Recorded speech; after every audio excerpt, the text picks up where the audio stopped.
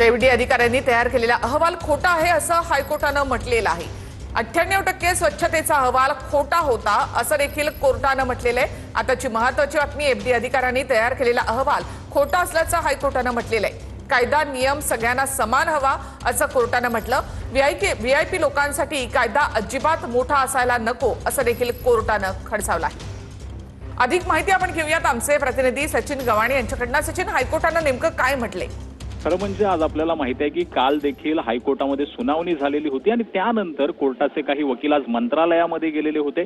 मंत्रालयाच्या कॅन्टीनची त्यांनी झाडाझडती घेतली आणि त्यानंतर ते वकील कोर्टात हजर झालेले आहेत।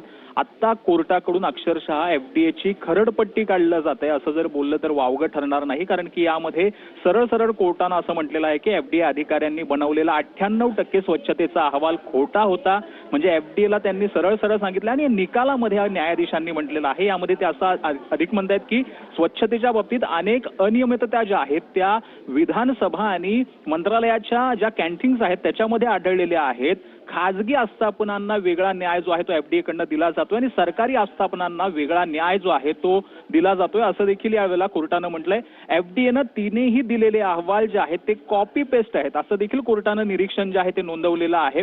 मंत्रालयातील तिन्ही कॅन्टीन वकिलांनी जवळपास 45 मिनिटं तपासल्याचं आणि अनेक अनियमितता आढळल्याचं यावेळेला कोर्टाने म्हटलेलं आहे। खरं म्हणजे एफडीएच्या कारवाईवरती जे आहे ती प्रश्नचिन्ह कोर्टाकडनं निर्माण केलं जात आहे। एफडीए कडनं फक्त खाजगी आस्थापनांना जे नोटिसा दिल्या जात आहेत, काल देखील कोर्टाच्या कॅन्टीनमध्ये जाऊन एफडीए कडनं पाहणी करण्यात आलेली होती आणि तिथलं जे कॅन्टीन आहे त्याला त्याचं लायसन्स जे आहे ते निलंबित करण्यात आलेलं होतं आणि त्यानंतर आज ही संपूर्ण हे जे काही आज आपण पाहतो आहोत, खरं म्हणजे एक प्रकारे कोर्ट विरुद्ध एफडी असं कुठेतरी काय होतंय का असं देखील एक बोललं जात आहे। कारण की न्यायाधीशांकडनं आता सध्या एफडीए वरती जे आहे ते ताशेरे ओढले जात आहेत। एफडीएची जी कारवाई सध्या महाराष्ट्रभरात सुरू आहे त्यावरती देखील ताशेरे ओढले जात आहेत।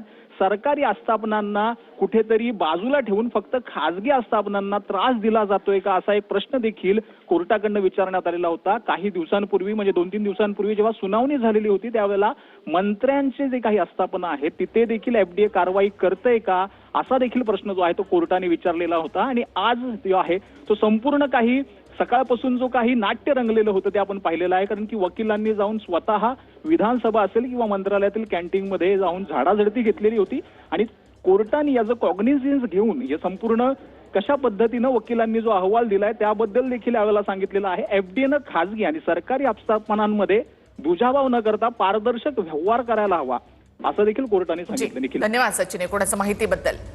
तर हायकोर्टाकडनं एफडीएच्या अधिकाऱ्यांची खरडपट्टी काढण्यात आलेली आहे। व्हीआयपी लोकांसाठी कायदा अजिबात मोठा असायला नको असं कोर्टानं म्हटलं।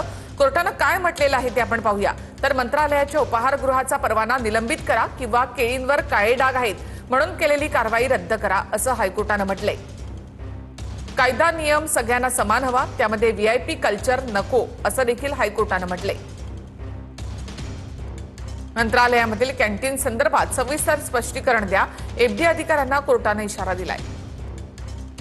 मंत्रालयाच्या कॅन्टीनमधील ड्रेनेज पाईपलाईन तुटलेली आहे, पाणी जायला जागा नाही आणि त्यातच तुम्ही भांडी घासता असं हायकोर्टानं म्हटलंय। यापेक्षा चप्पलचा स्टँड स्वच्छ आणि बरा असतो असं मंत्रालयामधल्या अस्वच्छतेवरून कोर्टानं खडसावलंय।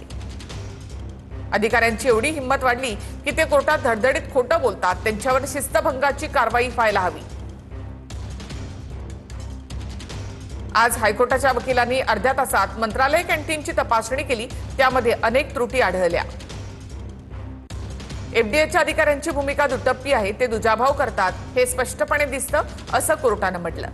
आम्ही जर वकिलांना पाठवलं नसतं तर एफडीए अधिकाऱ्यांनी दिलेला रिपोर्ट आम्हाला मान्य करून गप्प बसावं लागलं असतं।